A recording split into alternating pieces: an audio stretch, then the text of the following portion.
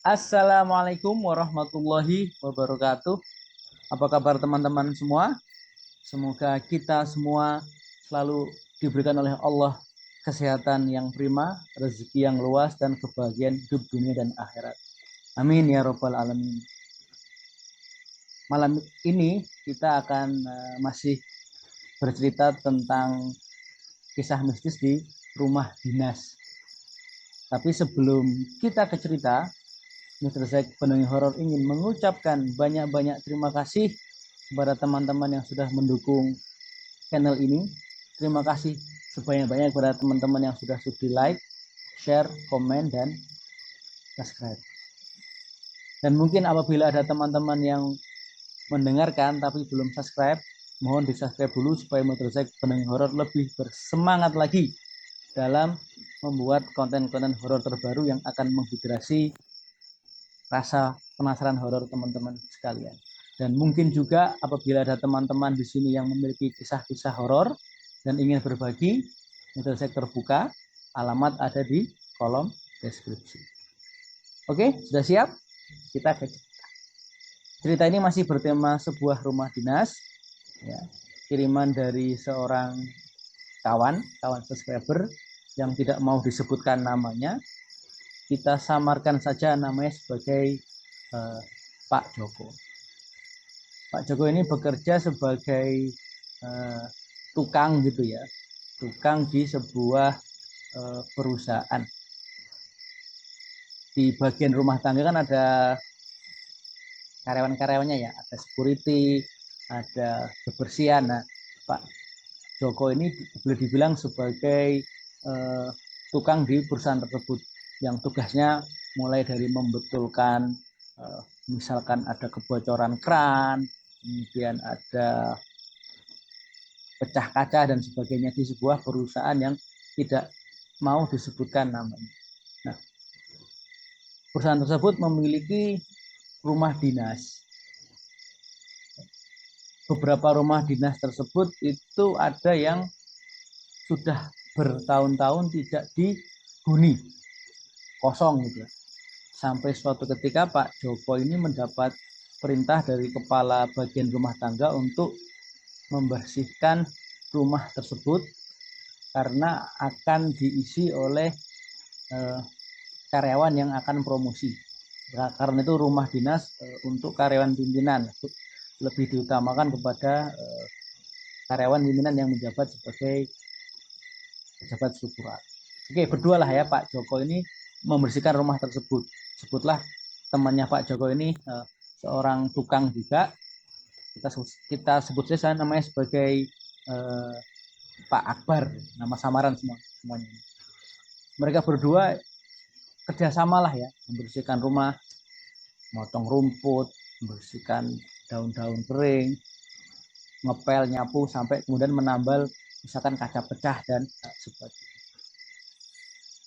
Setelah rumah bersih dan kemudian penghuni baru ini mulai mengangsur atau menyicil memasukkan barang, tapi belum tinggal di situ ya. Nah, calon penghuni rumah tersebut misalkan namanya Pak Bagus ya. Pak Bagus ini tidak berkenan dengan letak dari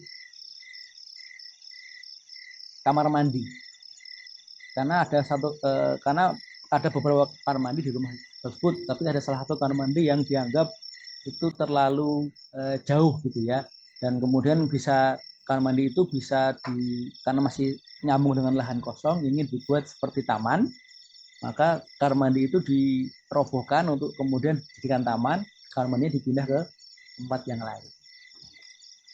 Oke, kemudian setelah di ACC oleh pimpinan, Pak Joko dan Pak siapa namanya, Pak Sugeng tadi lah kurang lebih, itu mulai mengerjakan pesanan dari calon pemilik rumah ya. Jadi Pak Bagus ini, mereka dari mulai membongkar kamar mandi, kemudian mulai membuat taman gitu ya, membuat taman dan membuat kamar mandi. Nah, ketika membuat taman ini ternyata ya yang namanya rumah sudah lama tidak dihuni, ternyata di situ baru diketahui ada sarang ular gitu ya, sarang ular. Nah, lubang-lubang sarang ular tersebut ditutup gitu, ditutup, termasuk kemudian mengganti saluran pembuangan air kotor kamar mandi yang lama itu karena sudah dibongkar jadi taman, dibuat layout. Oke, singkat cerita, selesailah taman dan selesailah kamar mandi baru. Selesai. Ketika malam harinya, ini Pak Joko ini didatangi oleh seseorang dengan berjenggot panjang, kakek-kakek berjenggot panjang yang menggunakan seperti kain panjang. Kakinya tidak kelihatan ya, apakah tertutup dengan jubah yang panjangnya atau memang nggak punya telapak kaki. Pak Joko itu tidak mengetahui. Intinya di dalam mimpi itu orang tua tersebut marah. Hei kamu sudah menutup jalan lewatku. Kalau dalam bahasa Jawanya, kowe wes bumpeti dalanku. Kamu sudah menutupi jalanku. Tak kasih waktu 3 hari untuk membuka jalan itu, kalau enggak tahu sendiri akibatnya.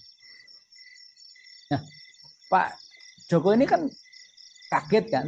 Besok paginya dia cerita sama temennya yang berdua membuat taman tadi ya, yang Pak Sugeng tadi. Ternyata Pak Sugeng juga mimpi hal yang sama.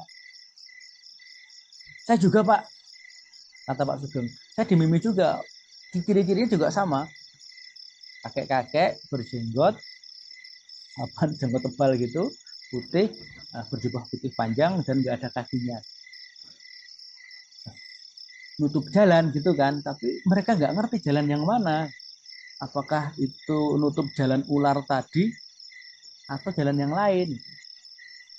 Masih bingung. Kalau bongkar lagi kan juga harus butuh apa ya namanya, izin dari pimpinan juga. Maka Pak Joko ini lapor ke calon penghuni rumah kan, ke Pak Sugeng. Pak, kami dimimpikan oleh begini-begini gitu ya, seperti tadi yang kami ceritakan. Nah, Pak Sugeng ini salah satu Pak Bagus tadi ya, salah namanya. Pak Bagus sebagai calon penghuni rumah ini ya dia juga percaya juga bahwa ada makhluk seperti itu. Ya, jawaban Pak Bagus ya, coba kamu cari, kalau memang perlu dibongkar dan dikasih jalan. Dibongkar ya, hari itu dibongkarlah yang sarang-sarang ular, yang lubang-lubang ular yang sudah ditutup tadi ya, karena ditutup dengan semen dan dengan tanah. Malam keduanya datang lagi kakek-kakek tadi, masih marah-marah lagi. Rumahku belum kamu buka, ya, tolong dibuka, kalau enggak kamu akan tahu akibatnya. Nah, hari kedua ini masih belum ketemu kan.